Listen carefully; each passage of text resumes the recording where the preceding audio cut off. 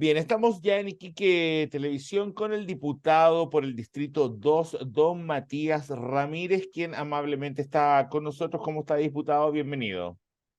Hola Karim, muchas gracias por la invitación.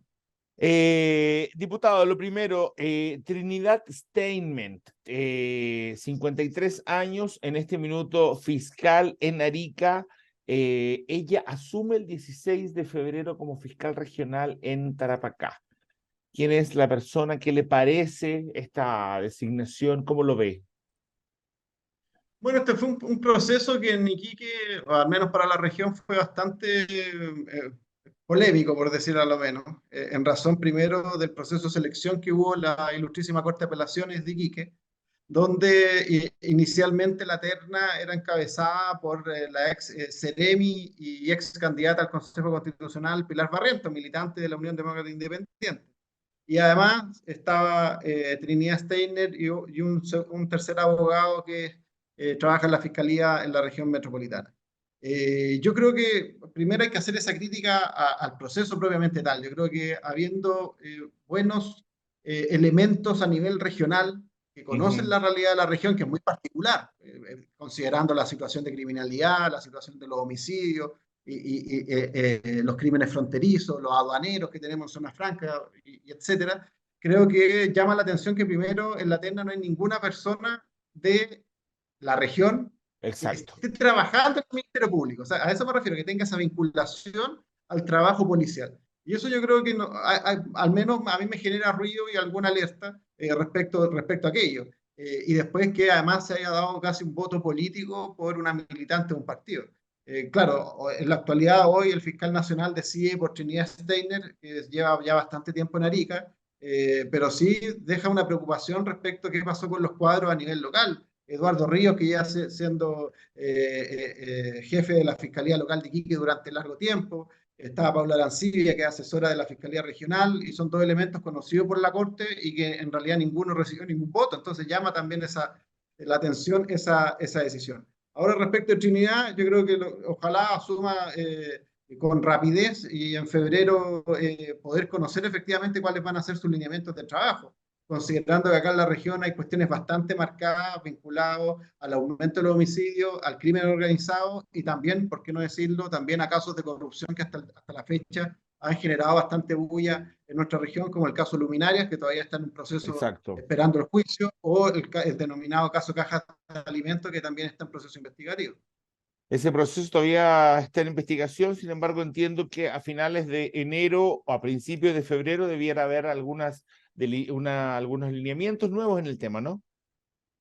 Sí, hay que recordar que el caso Cajas particularmente se divide en tres aristas principales. Uno que tiene que ver con los tratos directos de la Intendencia a la Asociación Cristiana, perdón, a las empresas involucradas, que está Sí. DIT Sonido, IL Deporte y Lorena Barrento Ramírez. Después hay una segunda arista que tiene que ver con el traspaso que hace a la corporación, a la Asociación Cristiana de Jóvenes, que contrata a las mismas empresas involucradas.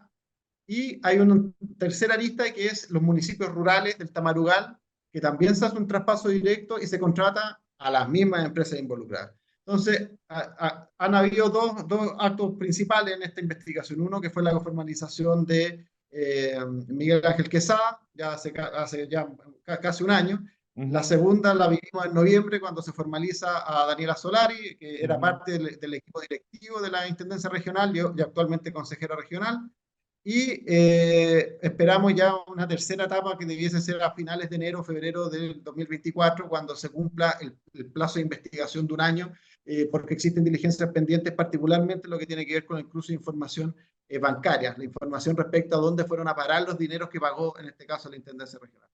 Perfecto. Ahora, como tenemos poco tiempo, diputado, quiero alcanzar también a preguntarle por la nueva ley de pesca. Entiendo que se presentó el proyecto y que ya el 2024 se estaría trabajando en él. Sí, sí, yo creo que precisamente la semana pasada en Quintay, en la quinta región, estuvimos presentes en la ceremonia de lanzamiento de la nueva ley de pesca que viene, yo creo,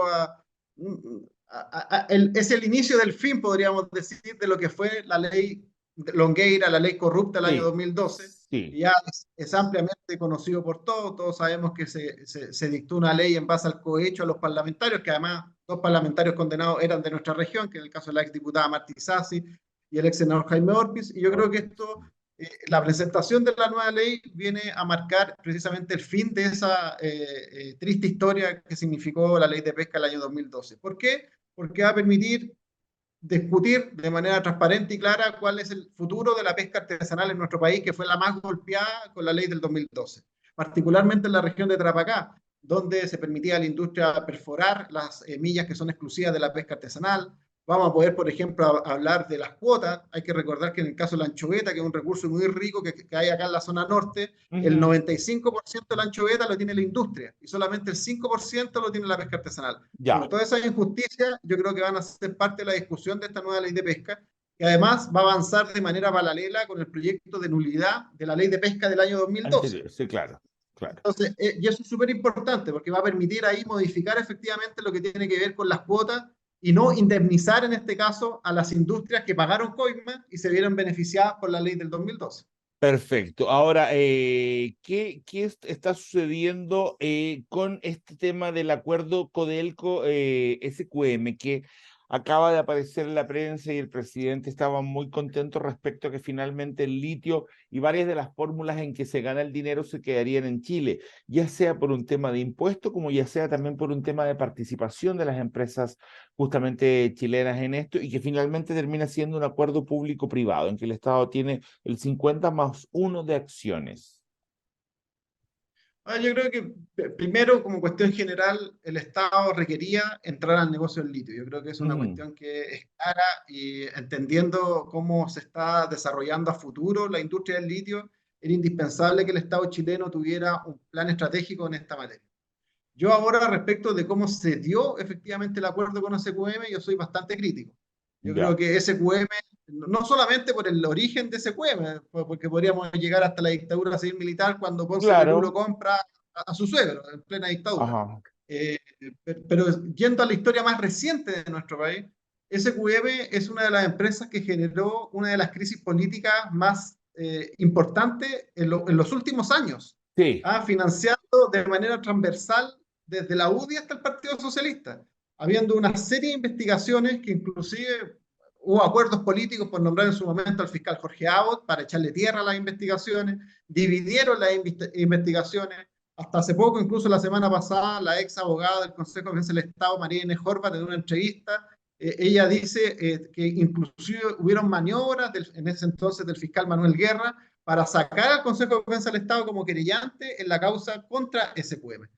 Entonces, que el Estado chileno ahora entienda, con toda esa crítica, porque SQM sí, sigue siendo la claro, misma que pagaba la cuenta sí, hace 6 claro, años, sigue ahora acuerde de manera privada una situación de estas características, a mí me deja más dudas que certeza.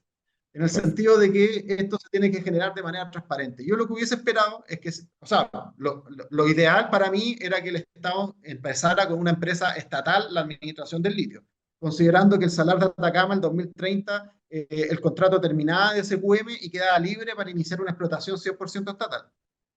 Pero si uno quería también hacer un acuerdo público-privado, que es legítimo, sin entrar tampoco a una cuestión más bien ideológica, yo creo que lo que correspondía era hacer una licitación internacional e invitar a todas las empresas a participar de manera clara, transparente, en Siempre manteniendo el negocio. el Estado por sobre lo privado.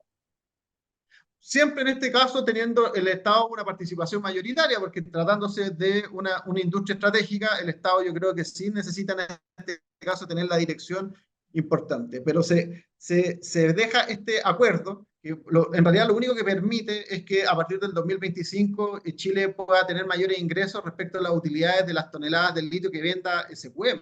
Pero en la práctica recién el acuerdo se va a materializar en el 2031 cuando Sí. exista un gobierno corporativo de esta nueva institucionalidad entre Codelco y SQM. Pero yo creo que sí hay un dejo que a mí me deja este gusto amargo. Yo creo que hay que estar muy encima de este acuerdo, porque Soquimich es más que Ponce Lerú. Ponce Lerú era la cabeza. Pero al final, quienes pagaron coimas, es más, hasta el día de hoy está vigente el juicio contra Pablo Longueira, cuando él, siendo senador de la República, recibe una ley de royalty que ingresa como propia, ya la aprueba y después como ministro de Economía la firma los contratos con SQM, eso actualmente está en juicio. Imagínate el escándalo que podría suceder que hoy anunciamos un acuerdo con Sokimich y quizás en 3 meses más conocemos una condena contra Sokimich por haber pagado, perdón, haber pagado coimas a Pablo Longueira. Entonces, creo que es una situación que desde la ética y la transparencia y desde la crítica que hubo precisamente a estas empresas corruptoras en el mundo político, a mí me deja un sabor bastante amargo. Es lo mismo como si pensáramos en una nueva ley de pesca que viene a ensalzar el rol de Corpesca y diga, no, Corpesca es una gran industria, cumple todo, démosle más recursos y démosle más licencia de pesca a Corpesca. Es casi lo mismo, haciendo el símil, pero la corrupción yo creo que en general de ambos, en el caso de Sokimich particularmente, sin duda fue una cuestión que generó hasta incluso una crisis y fue uno de los puntos que más estuvo en la palestra durante la movilización social el año 2019. Entonces, a mí me deja un gusto amargo, entendiendo que en lo general el Estado sí tenía que involucrarse en el litio, pero en esta forma creo que no es la correcta. Ok. Muchas gracias, diputado, por haber estado con nosotros. Que esté muy bien. Muchas gracias, Karim. Saludos. Y ustedes sigan aquí en Iquique Televisión. No se vayan.